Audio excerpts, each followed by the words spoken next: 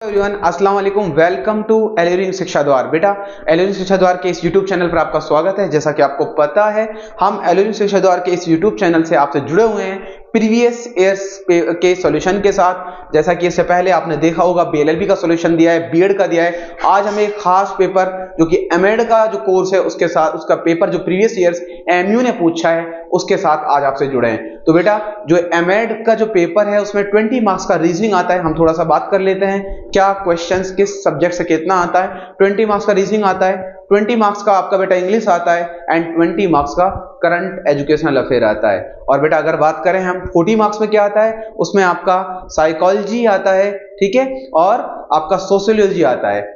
ये है एमयू का जो एमएड का पेपर होता है। Total number of the seats की अगर हम बात करें तो बेटा 50 सीट्स एमयू में एमएड के लिए हैं, जिसमें से अगर हम प्रीवियस ईयर्स के सिलेक्शन, जैसे आपको पता होगा कि हमने लास्ट ईयर भी अपना कोर्स जो एमएड का चलाया था उसमें हमारे 6 सिलेक्शंस थे बेटा, जो कि आपको स्क्रीन पे दिख रहे होंगे 1 2 3 4 5 6। ये हमारे सिलेक्शन से। अब बात आती है कि फैकल्टी की बात आती है, टीम कौन सी है एलरिंग शिक्षा द्वार की जो आपको पढ़ाएगी। मैं सबसे पहले अपने बता देता हूं, मैं मोहम्मद यासिर बेटा, मैं आपको रीजनिंग पढ़ाऊंगा जैसा कि आपने मेरी क्लास यूट्यूब पे देखी होंगी। उसके बाद करंट एजुकेशनल अफेयर की अगर बात करें, महराज मैम है आपके पास। इंग्लिश आपको इंग्लिश जो आपको प्रीवियस ईयर्स में पढ़ाई थी वो आपको पता होगा।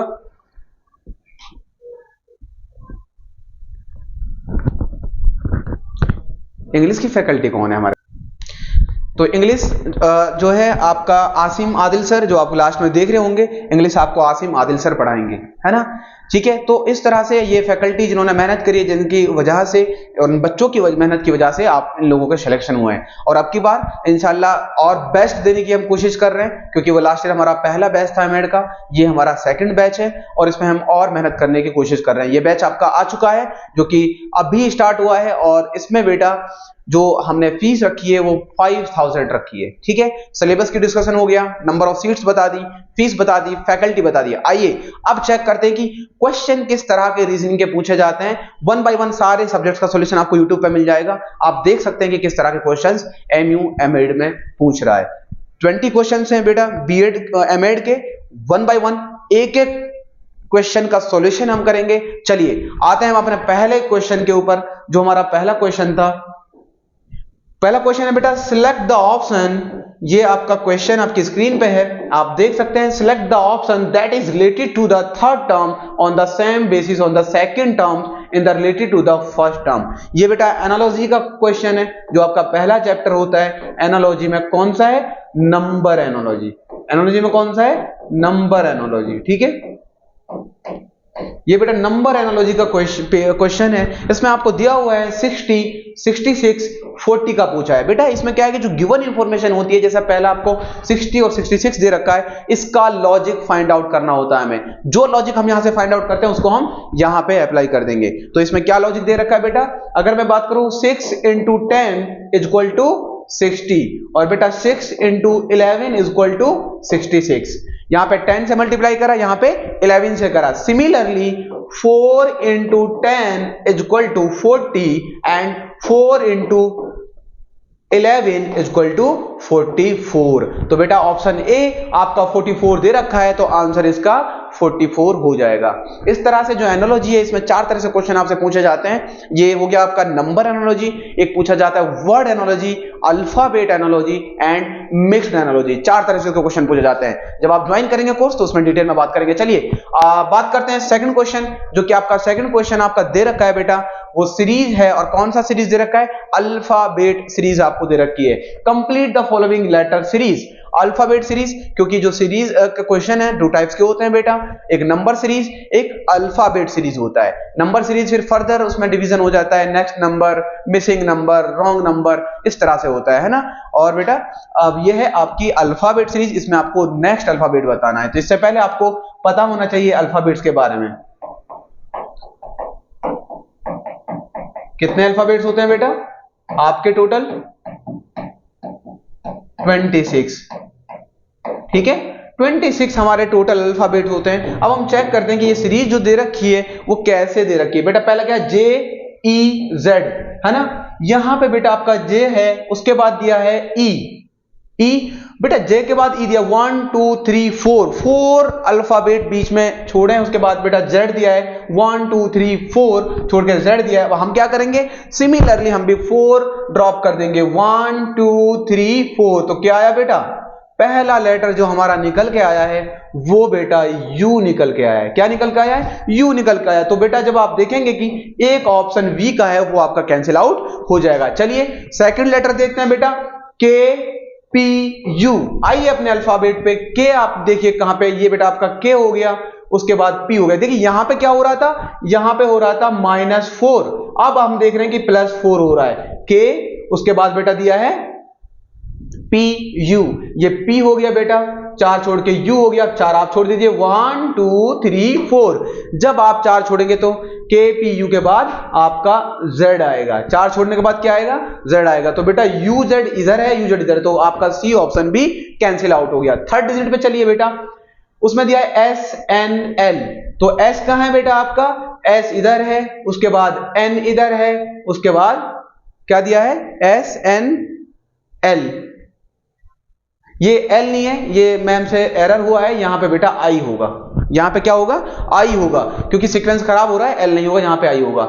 एस हुआ बेटा, एस के बाद एन हुआ, एन के बाद आई हुआ, 4 छोड़ने के बाद 1 2 3 4, आई के बाद 4 छोड़िए 1 2 3 4, क्या आता है डी, क्या आता है डी। तो डी बेटा जो आपका ऑप्शन है वो डी ऑप्शन में ही है, D you Z D. Next series क्या होगी बेटा, यू जेड डी, और बी भी हमारा कैंसिल आउट हो जाएगा। ठीक है, तो डी ऑप्शन इसका राइट आंसर होगा। तो इसका लॉजिक जो था -4 +4 -4, ये बेटा इसका लॉजिक था क्वेश्चन का। इस तरह से आपको अल्फाबेट का डिफरेंस दे रखा था। चलिए आइए नेक्स्ट क्वेश्चन, क्वेश्चन नंबर 3 पे चलते हैं बेटा। क्वेश्चन नंबर 3 आपका दे रखा है, in a certain code of language FRAK is return as 35। क्या बेटा, FRAK, फ्रैक को बताया उन्होंने 35। Then MALT is return as MALT, MALT को क्या बताया बेटा 45। हाउ इज ट्रिम, अब पूछा है ट्रिम का। देखिए बेटा मैं आपको बता दूं, ये दो तरह से क्वेश्चंस आपके कोडिंग के इस तरह से पूछे जाते हैं।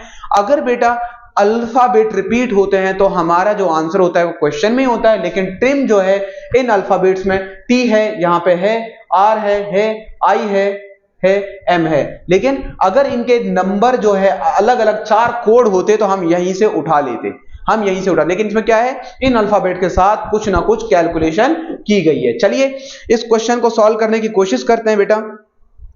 आप देखिए बेटा F जो है आपका किस नंबर पे आता है, पहले F का देखिए, आपको अल्फाबेट याद होने चाहिए। इजोटी आप सब लोगों को पता होगा, इजोटी से आप फाइंड आउट कर सकते हैं 5 10 15 20 एंड 25। ठीक है, E आपका 5 पे, तो 6 पे क्या आता है बेटा, F आता है, इसका हो गया 6, है ना। अब O आपका 15 पे, उसके बाद बेटा P Q R, R कितने पे आता है 18 पे आता है। देन बेटा A आपका 1 पे आता है, K बेटा आपका 11 पे आता है, यहां से आपका J 10 पे है, तो J के बाद K, ये आपका 11 होगा। ये इसके नंबर्स हो गए। सिमिलरली M का बेटा 13, A का बेटा आपका 1, I का कितना होता है, यहां पे देखिए I जैसे पहले आता है ना 9, T बेटा आपका 20, ये इसके नंबर हो गए। अब बेटा आप देखते हैं कि 35 कैसे आया, इनको ऐड करिए, 18 और 6 24 25 25 35 36, कितना रहा टोटल 36, लेकिन यहां दे रखा है 35। आगे चेक करते हैं, 13 और 1 बेटा कितना हुआ 34, 20 यहां पे है, फिर कितना हुआ 34 एंड 20 54, सॉरी 13 है ये, 13 और 1 14, 14 और 20 34 और 9 बेटा 46 हुआ। हम देख रहे हैं कि यहां पे 35 था, 136 आया, यहां 45 था, यहां 46 आया, तो कहीं ना कहीं -1 करना पड़ रहा है, -1 करना पड़ रहा है टोटल से। आइए हम अपना इसे फाइंड आउट करते हैं। बेटा टी का पता है आपको 20 होता है, प्लस आर का पता है आपको 18 होता है, प्लस आई का पता है 9 होता है, एम का बेटा 13 होता है, राइट। इन सबको टोटल कर लीजिए, इन सबको जब टोटल करेंगे 20 एंड 18 38 हो गया, 38 और बेटा ये क्या है 9 47 हो गया, यहां पे 13 ये हो गया 60, लेकिन यहां पे भी -1 हुआ, यहां पे भी माइनस हुआ, तो हम इसमें भी -1 कर देंगे। तो -1 करने के बाद कितना आएगा 59। तो बेटा जो बी ऑप्शन है आपका वो 59 दे रखा है, तो हमारा ये आंसर क्या हो जाएगा 59। टोटल -1 ये लॉजिक था। चलिए नेक्स्ट क्वेश्चन की तरफ मूव करते हैं बेटा। नेक्स्ट क्वेश्चन हमारा है 4 ए इज, ये हमारा ब्लड रिलेशन का क्वेश्चन है बेटा। ब्लड रिलेशन जो चैप्टर है उसका क्वेश्चन है। क्या कहा उसने, A is the father of B. मैं जब जो तरीका हर किसी का अलग होता है, मैं जो बेटा आपको पढ़ाऊंगा वो फैमिली ट्री के हिसाब से पढ़ाऊंगा, खुद हम अपने आप को रखेंगे, उसके हिसाब से इस क्वेश्चन को सॉल्व करेंगे। जनरेशन की बात करेंगे, अपर जनरेशन को ऊपर रखेंगे, लोअर को नीचे रखेंगे, मेल के लिए प्लस यूज करेंगे, फीमेल के लिए माइनस यूज करेंगे। A is the father of B, A जो है बी का फादर है, ठीक है बेटा। ए फादर है तो उसको प्लस से डिनोट कर दिया, बी का जेंडर हमें नहीं पता। C is the daughter of B, C जो है वो बी की डॉटर है, इसको माइनस कर दीजिए। D is the brother of B, D जो है बी का ब्रदर है। उसके बाद बेटा बराबर की जनरेशन है, सेम जनरेशन से है, तो डी बराबर में आ जाएगा। उसके बाद and E is the son of A, E जो है वो ए का, सॉरी ई कह रहा है, ई जो है वो ए का सन है, ठीक है। ये तीनों क्या हो गए बेटा, ये ब्रदर सिस्टर हो गए, सिबलिंग हो गए। अब क्वेश्चन क्या पूछता है, what is the relationship between C and E, C और ई का रिलेशन पूछा है, सी और ई का रिलेशन। सी कौन है, सी बेटा इसके भाई या बहन का क्या है, डॉटर है। तो ये बेटा क्या हो जाएगी, डॉटर क्या होती है, भतीजी को क्या कहते हैं, भतीजी हो या भांजी हो उसको कहते हैं नीस, और इसको ये कौन होंगे, ये अंकल होंगे। तो हमारा आंसर क्या हो जाएगा, niece and uncle, niece and uncle. कौन सा ऑप्शन है, ये हमारा ऑप्शन है बेटा नीस एंड अंकल। अच्छा याद रखिएगा, इसमें अभी तो खैर ऑप्शन दिया नहीं है, ऑप्शन होगा अंकल एंड नीस। आंसर वो गलत होगा, ध्यान से देना है। क्वेश्चन ये देखना है कि किसका रिलेशनशिप पूछा है, बिटवीन सी एंड ई, सी का ई से पूछा है, पहले सी का बताना है उसके बाद ई का बताना है। अंकल एंड नीस आपका गलत आंसर हो जाएगा, ध्यान से बी केयरफुल बेटा, है ना। चलिए मूव करते हैं नेक्स्ट क्वेश्चन की तरफ। हमारा जो नेक्स्ट क्वेश्चन है बेटा, क्वेश्चन नंबर 5 नंबर सीरीज का क्वेश्चन है, और नंबर सीरीज में कौन सा है बेटा, नेक्स्ट नंबर। कौन सा है, नेक्स्ट नंबर है बेटा 2, 5, 9, 19, 37।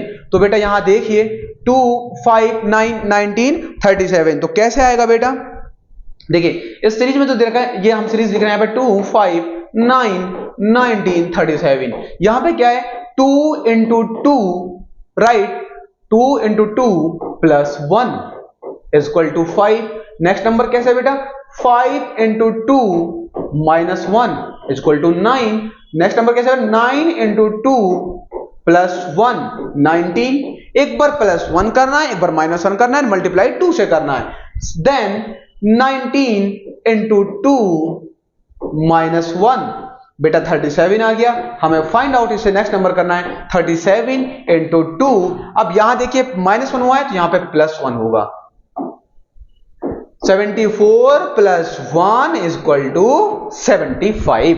तो बेटा ये आपका ए ऑप्शन जो है वो राइट आंसर हो जाएगा, 75 इसका आपका आंसर आएगा। ठीक है, समझ गए बेटा किस पे डिपेंड थी सीरीज। अच्छा सीरीज हो सकता है डिफरेंस पे भी रहती है। अगर हम डिफरेंस देखें तो यहाँ पे कितने था, यहाँ पे 3 का था, यहां देखें तो 5, यहाँ 4 का था, यहाँ 10 का था, और यहाँ पे 18 का था। तो बेटा सीरीज में जो डिफरेंस था वो सीरीज डिफरेंस के हिसाब से नहीं पॉसिबल थी, है ना। हम लेकिन जब प्रैक्टिस करेंगे तो हमें समझ आ जाएगा कौन सा क्वेश्चन किस लॉजिक पे डिपेंड है। चलिए नेक्स्ट क्वेश्चन की तरफ चलते हैं। क्वेश्चन नंबर 6 आपका दे रखा है बेटा, चूज द करेक्ट ऑप्शन।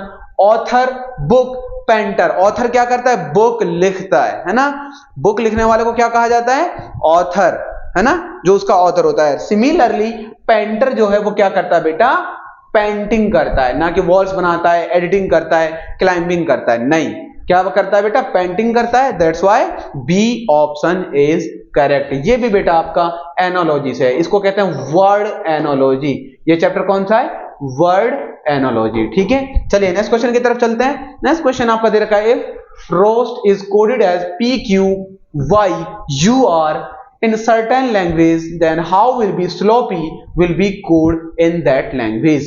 बेटा क्या दिया है, ROAST, उसको दिया है PQY यू आर। उसके बाद जो पूछा है वो आपसे पूछा है स्लोपी का, आपको बताना है क्या होगा। किसका क्वेश्चन किसका है? Coding decoding. कोडिंग डिकोडिंग से क्वेश्चन आपसे पूछा है। तो बेटा अल्फा, यहां पे देखिए अल्फाबेट्स आपके पास हैं। यहां पे आर के बाद आर से क्या दिया? पी का दिया है, पी क्यू आर। तो बैक में जा रहा है और एक अल्फाबेट ड्रॉप कर रहा है उसके बाद। सिमिलरली ओ क्यू, है ना, ओ क्यू। तो बेटा अल्फाबेट लिख लीजिए आप, A B C D E F G H I J K L M N O P Q R S T U V W X Y Z. ठीक है, ये आपके हो गए अल्फाबेट्स। अब देखिए बेटा आर पी, यहां पे देखिए ये बेटा आपका आर है और ये पी है, तो -1। सिमिलरली ओ क्यू, ये बेटा ओ है, ये क्यू है, +1। उसके बाद ए वाई, ए ये है, वाई ये है, तो क्या बेटा? -1। सिमिलरली एस यू, एस ये है, यू ये है, +1। तो बेटा एक बार -1, एक बार +1, एक बार -1, एक बार +1। सिमिलरली हम क्या करेंगे? अप्लाई कर देंगे जो हमसे पूछा गया है। क्या करना है पहले? -1 +1 -1 +1 -1 +1। एस में -1 करिए। एस कहां है बेटा आपका? ये है। जब आप -1 करेंगे आर को छोड़ के क्या आएगा? पहला लेटर आपका क्यू आएगा। सिमिलरली एल, एल में आप +1 करेंगे तो एम को छोड़ करके क्या होगा बेटा? एन। सिमिलरली ओ, ओ में माइनस क्या करेंगे? माइनस करना है बेटा, तो एन को ड्रॉप करके क्या आ जाएगा? एम आ जाएगा, राइट। पी आया बेटा, पी में हमको +1 करना है, ये पी है। +1 करने के बाद आप आर पे पहुंच रहे हैं, पी में फिर से पी है, -1 करने के बाद ओ ड्रॉप करके आप एन आ जाएगा। वाई में आपका +1 करने पे क्या आएगा? जेड छोड़ करके ए आ जाएगा। तो हमारा कोड होगा QN MRNA। तो बेटा ऑप्शन ए जो है वो आपका करेक्ट आंसर हो जाएगा।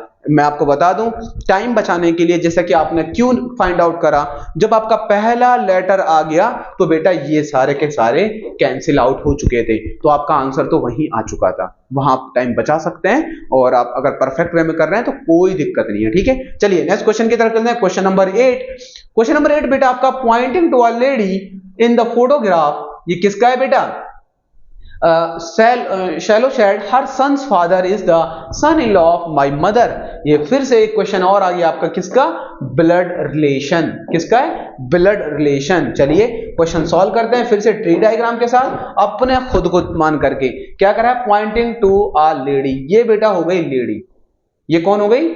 ये हो गई लेडी। इसको पॉइंट करने के बाद in the photograph Shalu said her son's father, इसके ये सन हो गए बेटा, और सन के फादर लेडी के कहां आएंगे? बराबर में आएंगे। ये हो गए सन के father. Her son father is the son in law of my mother. क्या कह रही है शालू? ये है शालू, ठीक है। ये शालू कह रही है जो मेरी मदर है ये इनके सन इन लॉ हैं, ये इनके सन इन लॉ हैं, ठीक है। जो लेडी के हस्बैंड हैं वो शालू के क्या हैं? शालू की मदर के सन इन लॉ हैं। इसका मतलब शालू और लेडी दोनों क्या हो गए बेटा? क्वेश्चन यही पूछा होगा, how is the Shalu related to the lady? इन दोनों का रिलेशन क्या है? सिस्टर। क्या है? सिस्टर। बेटा क्या हो जाएंगे दोनों? सिस्टर ही तो होंगी, तो सी ऑप्शन करेक्ट होगा। क्यों? क्योंकि बेटा ये कह रही है कि जो मेरी मदर है उसके ये सन इन लॉ हैं। अगर ये इनकी मदर के सन इन लॉ, इनके क्या हुए? ये इनके क्या हुए बेटा? जीजा हुए, है ना। इनके ये क्या हुए? ब्रदर इन लॉ हुए। तो बेटा ये इनके हस्बैंड है, ब्रदर इन लॉ इनके हस्बैंड है, तो इनकी ये क्या हुई? लेडी। शालू की बेटा जो लेडी है वो सिस्टर लगेंगे। तो हमारा जो ऑप्शन सी है वो करेक्ट आंसर हो जाएगा। चलिए क्वेश्चन नेक्स्ट, क्वेश्चन नंबर 9 पे चलते हैं। क्वेश्चन नंबर 9 कहता है flower is related to petal. जो फ्लावर है बेटा कैसे? चलिए मैं कोशिश करता हूं ड्राइंग करने की, वैसे आती नहीं मुझसे। ये जो पंखुड़ियां हैं ये related to, flower is related to petal in the same way book is related to. Petal से बनकर के एक फ्लावर बनता है, छोटे छोटे पेटल होते हैं। तो बुक्स के अंदर क्या होता है बेटा? पेज। क्या होता है? पेज से मिलकर के बुक बनती है। ऑथर से मिलकर के नहीं, कंटेंट से मिलकर के नहीं, लाइब्रेरी से नहीं। लाइब्रेरी में बहुत सारी बुक होती हैं, ऑथर बुक लिखता है, कंटेंट बुक के अंदर होता है, लेकिन जो पेजेस हैं वो उनसे मिलकर के बुक्स आपकी बनती है। सिमिलर रिलेशन जो है आपका सी ऑप्शन होगा। तो इसका राइट आंसर जो रहने वाला है वो बेटा ऑप्शन सी रहने वाला है। चलिए नेक्स्ट क्वेश्चन की तरफ मूव करते हैं। क्वेश्चन नंबर 10 आपका कहता है find out the relationship between the first two words and choose the missing word from the given alternatives. ये बेटा आपको दे रखा है डर्थ स्कार्सिटी, तो सब्स्टिट्यूट का आपको बताना है बेटा। डर्थ स्कार्सिटी जो है वो क्या है बेटा, सिनोनिम्स है। डर्थ और स्कार्सिटी का दोनों का सेम मीनिंग आता है। सिमिलरली सब्स्टिट्यूट का अगर हम सेम मीनिंग देखें तो बेटा वो होता है रिप्लेस। क्या होता है, सब्स्टिट्यूट करना, रिप्लेस करना एक ही बात है ना। जैसे आप लोग कहते हैं, आप लोग भी यूज करते होंगे कि आप एक सब्स्टिट्यूट ढूंढते हैं, इस फोन का एक सब्स्टिट्यूट ढूंढते हैं जब आप फोन चेंज करते हैं ना, इसको रिप्लेस करते हैं। तो इसका जो सेम आंसर रहने वाला है, तो मैं पहले से बताता आया हूं बेटा, रीजनिंग 20 मार्क्स की तो आती है, बट उसमें कहीं ना कहीं दो क्वेश्चंस जो होते हैं जीएस और इंग्लिश से रिलेटेड होते हैं। सिनोनिम्स एंटोनिम्स के क्वेश्चंस जरूर होते हैं, ठीक है, एक दो क्वेश्चन आपके होते हैं। तो बेटा क्या हो जाएगा, इसका लॉजिक क्या है, इसका जो लॉजिक है बेटा वो है सिनोनिम्स, ठीक है, सिनोनिम्स। अच्छा, जिस बच्चों को नहीं पता है सिनोनिम्स क्या होता है बेटा, सेम मीनिंग होता है। एंटोनिम्स क्या होता है, अपोजिट मीनिंग होता है, ठीक है। चलिए नेक्स्ट क्वेश्चन की तरफ मूव करते हैं। Question number 11। अच्छा, मैं उससे पहले आपको बता दूं, आपके लिए बेटा ये खुशखबरी है, आपके लिए एक अच्छी न्यूज है, जो हम अचीवर बैच लेकर आए हैं अब की बार। किसके लिए, अचीवर बैच बेटा एमएड के लिए, एमयू एंड जामिया, उसके लिए अचीवर बैच लेके आए हैं, जिसमें बेटा आपको मिलने वाली हैं live classes, study materials, experience faculty and periodic test. Periodic test मतलब एक पीरियड के साथ टेस्ट होता है, हर संडे टेस्ट होगा। उसके बाद जब आपका सिलेबस कंप्लीट हो जाएगा तो बैक टू बैक टेस्ट आपको मिलेंगे, और बेटा लाइव क्लास सारी की सारी होंगी। स्टडी मटेरियल आपके घर पे पहुंच जाएगा, स्टडी मटेरियल आपके घर पे पहुंच जाएगा जब आप हमारा कोर्स ज्वाइन करेंगे। और बेटा फैकल्टीज की तो क्या ही बात करें, आप लोग सब जानते हैं, आप देख सकते हैं यूट्यूब पर, डेमो ले सकते हैं यूट्यूब पे, सब टीचर्स की क्लास पड़ी हुई है, सब आप वहां से डेमो से, सारे के सारे एक्सपीरियंस टीचर हैं। फ्री अगर हम बात करें, प्रैक्टिस बैच आपको फ्री दिया जाएगा, फुल टेस्ट सीरीज ये कोचिंग की तरफ से, हमारी तरफ से, एलिजिंग शिक्षा द्वार की तरफ से आपको दी जाएगी। तो जल्दी से ज्वाइन करिए और अचीवर बैच में आप अपना पार्ट बनाइए और इंशाल्लाह मेहनत करके सिलेक्शन लाइए, ठीक है। चलिए नेक्स्ट क्वेश्चन की तरफ चलते हैं। नेक्स्ट क्वेश्चन बेटा आपको दे रहा है find the odd word. Classification करना है हमें, क्या करना है, क्लासिफिकेशन करना है। जो वर्ड सेम क्लास से बिलोंग नहीं कर रहा है उस वर्ड को हमें इसमें से निकालना है। तो बताइए इन सारे वर्ड्स को जो है बेटा इसमें आपको बताना है कि, अब मैं आपको बता दूं जो 11 क्वेश्चन है उसमें जो आंसर दिया है वो कमेंट्री दिया हुआ है, जो कि रॉन्ग आंसर है। आंसर की में वो आंसर रॉन्ग है बेटा, रॉन्ग आंसर है, ठीक है। इसका जो सही आंसर होगा वो होगा बेटा पपेट। पपेट इसका सही आंसर होगा, है ना, पपेट होगा। क्योंकि बेटा जितने भी और वर्ड्स इसमें दिए हुए हैं, अगर मैं डॉक्यूमेंट्री की बात करूं, एनिमेशन की बात करूं, या फिर मैं कमेंट्री की बात करूं, और ये जो सारी की सारी चीजें हैं किससे रिलेटेड है बेटा, न्यूज एंड मीडिया। ये जो है बेटा all things are related to news and media, news and media. लेकिन जो बेटा आपका पपेट है वो अलग आपका मीनिंग देता है, दैट्स व्हाई ए इसका राइट आंसर होगा, ठीक है। इस पे शायद क्लेम करके ये आंसर सही भी हो गया था। चलिए नेक्स्ट क्वेश्चन की तरफ चलते हैं। Question number 12। क्वेश्चन नंबर 12 जो है बेटा वो आपका डायरेक्शंस का क्वेश्चन है, ठीक है। क्वेश्चन नंबर 12 क्या कहता है, John walk 6 kilometre south, turn left and walks 4 kilometer, again turn left and walks 5 kilometer, which direction is facing now। आप लोग बहुत अच्छे से जानते हैं 4 बेटा मेन डायरेक्शंस होती हैं, कौन कौन सी, north, south, east and west. उसके बाद बेटा 4 सब डायरेक्शंस होती हैं, है ना, 4 सब डायरेक्शंस होती हैं, north east and south east, south west, उसके बाद बेटा आपका नॉर्थ वेस्ट। मैं आपको बता दूं मेन डायरेक्शन के बीच, मेन डायरेक्शन जो होती है बेटा उसके बीच में जो एंगल होता है वो आपका 90 डिग्री का होता है। और बेटा जो सब डायरेक्शंस होती हैं, जो सब डायरेक्शंस होती हैं उसके बीच का जो एंगल होता है वो 45 डिग्री का होता है। ये आपकी नॉलेज के लिए मैंने बता दिया। डिटेल में हम बात करेंगे अपने कोर्स में। आइए इस क्वेश्चन को सॉल्व करने की कोशिश करते हैं। जॉन वॉक 6 किलोमीटर साउथ, ये कोई पॉइंट था, यहां से 6 किलोमीटर साउथ की तरफ जॉन चलिए, ठीक है। साउथ की तरफ बेटा इधर होता है, तो कोई भी पॉइंट लिए साउथ हम चेक करेंगे। Turn left and walk 4 kilometre, जब कोई बेटा साउथ की तरफ चलेगा उसका लेफ्ट आपका इधर होगा, कितना चला बेटा वो 4 किलोमीटर चला।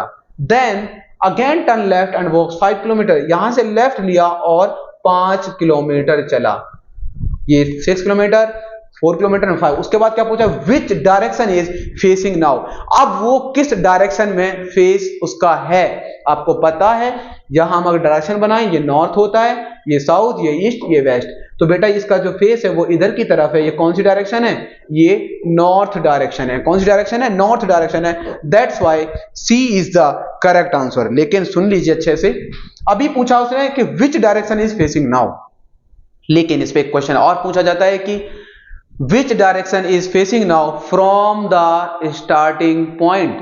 क्या होता है, अब वो आपसे अगर स्टार्टिंग पॉइंट से पूछता कि स्टार्टिंग पॉइंट से उसका फेस किधर है, तो बेटा आंसर आपका चेंज हो जाता, नॉर्थ साउथ, ये ईस्ट है आपका, तो ये इसका आंसर क्या हो जाता है, ईस्ट हो जाता अगर स्टार्टिंग पॉइंट से क्वेश्चन पूछा जाता। लेकिन अभी कुछ स्टार्टिंग पॉइंट से नहीं पूछा है कि which direction is facing now, वो अभी किस डायरेक्शन में, तो इसका आंसर क्या होगा, ईस्ट, सॉरी नॉर्थ होगा। तो ईस्ट हम काट देते हैं, फिलहाल जो क्वेश्चन हमारा था उसका नॉर्थ आंसर होगा। चलिए नेक्स्ट क्वेश्चन की तरफ चलते हैं। The time on the watch is 9:15 AM, कोई घड़ी है, जो आपका क्लॉक से क्वेश्चन पूछा गया है बेटा, ठीक है।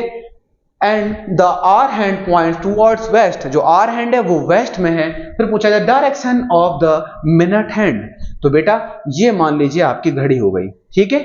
ये घड़ी जो है 12, 1, 2 and 3, 4, 5, 6, 7, 8, 9, 10, 11, कितना टाइम हो रहा है बेटा, घड़ी जो टाइम बता रही है वो बता रही है उन्होंने 9:15, 9:15। तो बेटा जो 9:15 है, वैसे मैंने गलत बना दिया, 9 आपका यहां आएगा, 9, एक मिनट, 9 यहां आएगा, ठीक है। घड़ी कितना मतलब, ये होगी बेटा आर हैंड और ये हो गई मिनट हैंड। ये कौन सी होगी, मिनट हैंड। 9:15 का वक्त जो होता है वो इस तरह से आपका उसमें होता है, ठीक है। अब कह रहा है कि जो डायरेक्शन जो बताया है वेस्ट की तरफ बताया, किसका, आर हैंड का। आर हैंड कहां पे बेटा, आर हैंड आपका वेस्ट की तरफ है। क्वेश्चन पूछा है कि the direction of the minute hand, minute hand कहां होगा। अगर बेटा ये वेस्ट है तो ये कौन सा होगा, अपोजिट में कौन सा होता है, ईस्ट होता है ना। तो हमारा आंसर क्या आ जाएगा, ईस्ट आ जाएगा। Option A is the correct, ठीक है। इसका आंसर क्या हो जाएगा, ईस्ट आ जाएगा। चलिए नेक्स्ट क्वेश्चन की तरफ चलते हैं। Vikas is more competent than Keshav, Shiv is the less competent than Ashu but more competent than Keshav, Vikas is less competent than Shiv, who is the most competent in this group of the pupil। एक कुछ लोगों का ग्रुप दे रखा है और उनमें उनका क्या कहते हैं कि लेवल दे रखा है कॉम्पिटेंट का, कौन किससे ज्यादा कॉम्पिटेंट है, कौन किससे कम कॉम्पिटेंट है, वो हमें सॉल्व करना है। चलिए पहले स्टेटमेंट के साथ हम स्टार्ट करते हैं। क्या कहा उसने, विकास इज मोर कॉम्पिटेंट, ये बेटा विकास हो गया, ये ज्यादा कॉम्पिटेंट है किससे, केशव से, राइट, ये केशव से ज्यादा कॉम्पिटेंट है। तो उसके बाद सेकंड कहता है Shiv is the less competent than Ashu, Shiv जो है आशु से लेस कॉम्पिटेंट है but more competent than Keshav. इसका मतलब क्या हुआ बेटा, विकास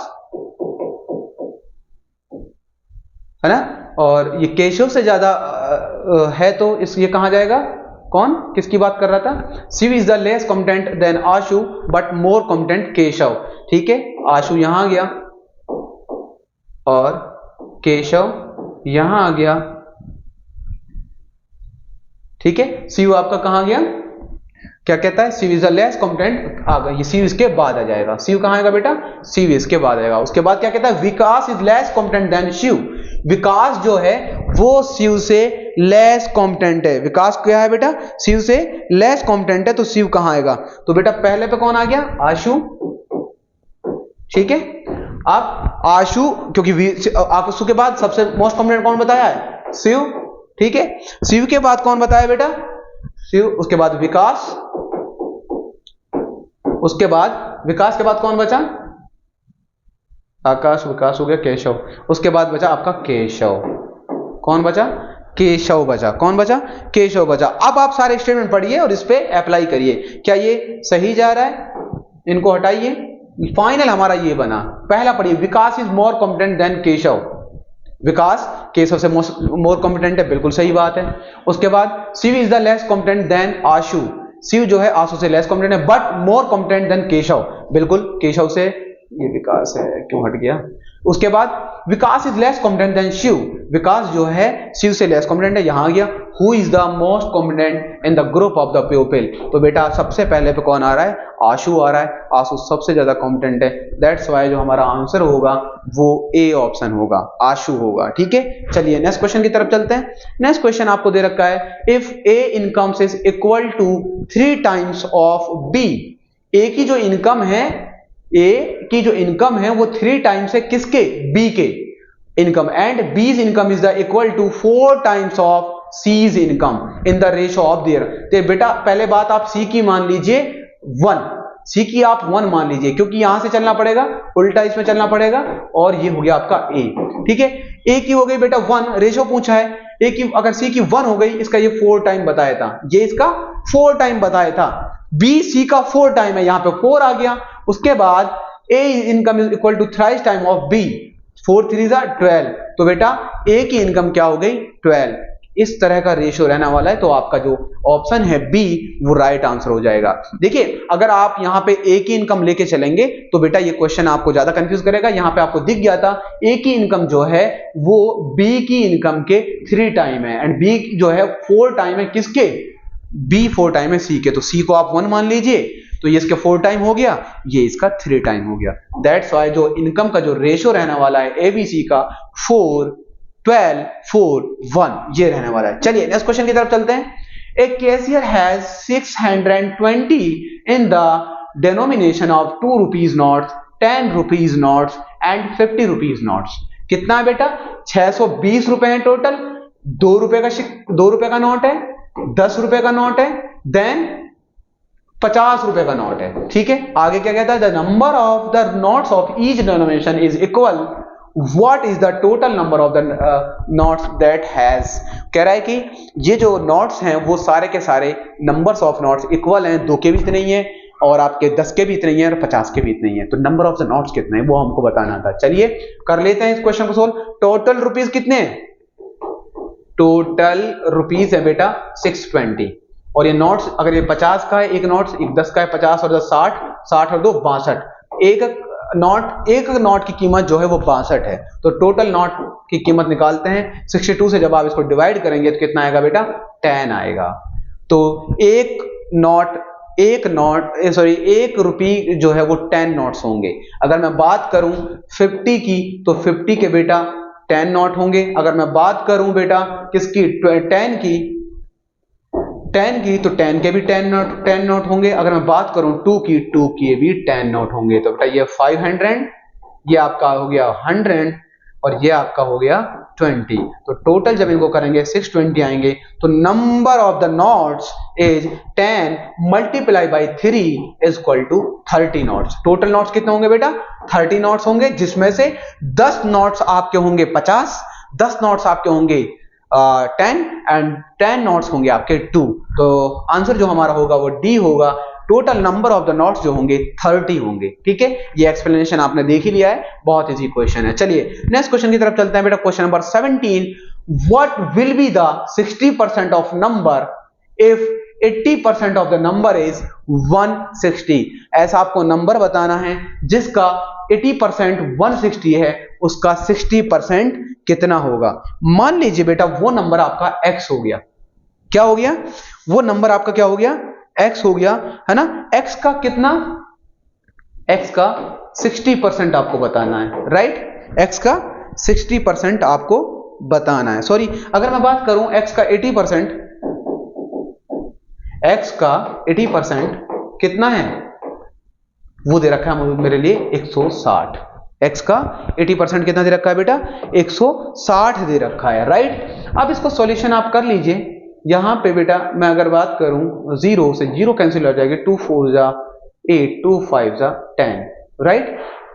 और बेटा उसके बाद x is equal to 160 into 4 यहाँ पे 5 आ जाएगा, यहाँ पे 4 आ जाएगा, क्योंकि इधर ये चेंज हो जाते हैं, जो डिवाइड हो रहा है वो आपका मल्टीप्लाई हो जाएगा, मल्टीप्लाई डिवाइड हो जाएगा। 4 4 द बेटा 16, ये हो गया 40, यहाँ पे आ गया 200, x इक्वल टू 200। इसका मतलब वो 200 था जिसका 80% 160 था। हमें निकालना क्या है बेटा, हमें निकालना है 200, हमें 60% निकालना है, 60% इसका निकल के आ जाएगा, 0 से 0 कैंसिल आउट, 0 से 0 कैंसिल आउट, 6 2 12, 120, तो हमारा जो आंसर हो जाएगा वो 120 हो जाएगा। ठीक है, कुछ भी नहीं है बेटा, वो नंबर हमने x मान लिया, उसका 80% निकाल दिया। जब हम x का 80% निकाल रहे हैं तो बेटा ये हमारा निकल के आ गया 200। इसका मतलब x की वैल्यू हमारी कितनी आ गई, 200 आ गई। तो x हमारा 200 है, उसी का तो हमें निकालना, जो हमसे पूछा गया 60%, वो हमने यहाँ फाइंड आउट कर लिया, तो वो हमारा कितना आ गया 120। चलिए नेक्स्ट क्वेश्चन की तरफ चलते हैं। Question number 18, Meena is twice as old as Seena. ये बेटा आपका एज से क्वेश्चन है। Meena is twice as old Seena, 3 years ago Meena was thrice as old as सीना, what is the present age of Meena. तो बेटा दो इंफॉर्मेशन आपके पास दी गई है मीना और सीना की। अगर बेटा मैं मीना की बात करूं, मीना का क्या क्या है, आप मान लीजिए x मान लीजिए, ठीक है, क्या हो गई, मीना की एज कितनी हो गई x, और तो उससे क्या कह रहा है वो कह रहा है कि ट्वाइस है किसकी, Meena is twice as old Seena. यहां पे मान लीजिए, अच्छा मीना, अगर ये सीना, ये 2x है ना, 2x बेटा ये होगी सीना, और आपका x हो जाएगी मीना। ठीक है, ये हो गई। उसके बाद क्या कहता है, 3 years ago 3 साल पहले, Meena was thrice as old as Seena. तो बेटा क्या हो जाएगा, 3 years ago x माइनस 3 है ना, और 2x माइनस 3 और x माइनस 3। लेकिन थ्राइस की बात करी है तो थ्राइस के लिए हम क्या करेंगे, उनको इक्वल दिखाएंगे, तो हम यहां पे लिखेंगे 2x माइनस 3 इक्वल टू, ये 2x माइनस 3 कब का बेटा, 2 साल पहले का, equal to 3 into x minus 3। हो गया खत्म, दोनों इक्वल हो गए। अब यहां से बेटा आप x की वैल्यू फाइंड आउट कर सकते हैं। ठीक है, 2x minus 3 is equal to 3x minus 3, right, यही तो होगा बेटा, सॉरी 3 3 जा 9 है ना, तो 2x minus 3x is equal to minus 9 plus 3, तो minus x is equal to कितना है बेटा, माइनस 6। तो माइनस से बेटा माइनस कैंसिल आउट हो जाएगा, x की वैल्यू यहां से निकल कर आ गई कितनी, 6। x की वैल्यू हमने फाइंड आउट कर ली, परसेंटेज पूछी थी, परसेंटेज अब जब आप निकाल, किसकी पूछी है, द परसेंटेज ऑफ मीना। तो मीना की एज कितनी थी, मीना की एज बेटा 2x थी, तो मीना की परसेंटेज कितनी हो जाएगी, 2 इंटू x की वैल्यू कितनी है, 6 इक्वल टू 12 ईयर्स, कितनी हो जाएगी, 12 ईयर्स। तो बेटा यहाँ पे ऑप्शन जो ए है वो आपका करेक्ट आंसर हो जाएगा। कुछ भी नहीं, बस लेट मान के चलना होता है, एक्स वैल्यू मान लीजिए, बाकी इंफॉर्मेशन आपके पास गिवन है। चलिए नेक्स्ट क्वेश्चन पे चलते हैं। क्वेश्चन नंबर आपका 19, in our row of children G is the 16th from the left hand of the row, if G is the shifted towards the right by the 4th place, then the C become 5th from the right, and how many children are in the, ये आपका sitting arrangement का question है। ये बेटा एक रो है, ठीक है, ये रो आपकी हो गई। उसके बाद पहले इंफॉर्मेशन पढ़ते हैं, इन are of children G is the 16th from the left hand, ये होता है लेफ्ट बेटा, यहां से G की जो रैंक है वो 16th है, 16th from the left hand of the row, if G shifted towards the right by 4 place, अगर बेटा राइट की तरफ ये शिफ्ट होगा तो इसका ये आ जाएगा 20th आ जाएगा, 16 यहां था, 4 प्लस करेंगे राइट की तरफ तो 20th आ गया। ठीक है, G shifted towards the right 4 place, then C becomes, C ये G की बात चल रही है ना, then C becomes 5th from the right hand। अगर मैं इधर से इसकी बात करूं तो इधर से ये 5th पे है, लेफ्ट से क्या पोजीशन है बेटा, लेफ्ट से है 20, और अगर राइट से इसकी बात करूं तो राइट से इसकी पोजीशन 5th हो जाती है। क्या पूछता है, how many children are there in the row. बेटा हमने रूल पढ़ा है, रूल क्या कहता है हमारा, मैं बहुत शॉर्ट में बता रहा हूं, right total number of the student, total number of student, total number of people अगर निकालने हो, राइट प्लस लेफ्ट माइनस 1। ठीक है, राइट से कितनी है राइट से फिफ्थ है, fifth plus 20 minus 1, 25 minus 1 equal to 24। अब ये क्वेश्चन आ रहा होगा सर -1 क्यों करते हैं? बेटा -1 इसलिए करते हैं क्योंकि जी जो है इसको हमने डबल काउंट कर लिया, एक बार लेफ्ट से भी काउंट कर लिया, एक बार राइट से भी काउंट कर लिया। इसकी काउंटिंग डबल से बचने के लिए हम -1 करते हैं। तो यहां पे बेटा total number of the students जो हैं वो 24 आ जाएंगे। ए ऑप्शन आपका राइट आंसर होगा। ठीक है, चलिए आज की लास्ट क्वेश्चन पे हमें 20 क्वेश्चन जो है हमारा क्वेश्चन नंबर 20 वो हम सॉल्व करने जा रहे हैं। 20 क्वेश्चन क्या है बेटा? Select the term that will become the next in the following series. एक आपको सीरीज दे रखी है जो मिक्स सीरीज है जिसमें नंबर एंड अल्फाबेट्स दोनों बेटा दे रखे हैं, उसमें हमको निकालना है नेक्स्ट नंबर अपना। चलिए कर लेते हैं इस क्वेश्चन को। अगर मैं नंबर्स की बात करूं, नंबर्स दे रखे हैं बेटा 10, 15, 20 एंड 25। आपको दिख रहा है कि 5 का गैप है। कितना गैप है? 5 का गैप है। तो नंबर हमारा जो आएगा वो आएगा 30। और मैं देख रहा हूं कि सारे के सारे नंबर में 30 है, सिर्फ डी ऑप्शन में नहीं है, तो डी ऑप्शन आपका कैंसिल आउट हो जाएगा। उसके बाद अल्फाबेट्स पे आते हैं बेटा, ए, ई, आई एंड एम। ये व्हाट इज दिस? आई। मैं चेक कर लेता हूं बेटा, जो हमारा अल्फाबेट है थर्ड वाला वो आई है या क्या है, मैं उसको चेक कर लेता हूं। एक मिनट रुकिए बेटा।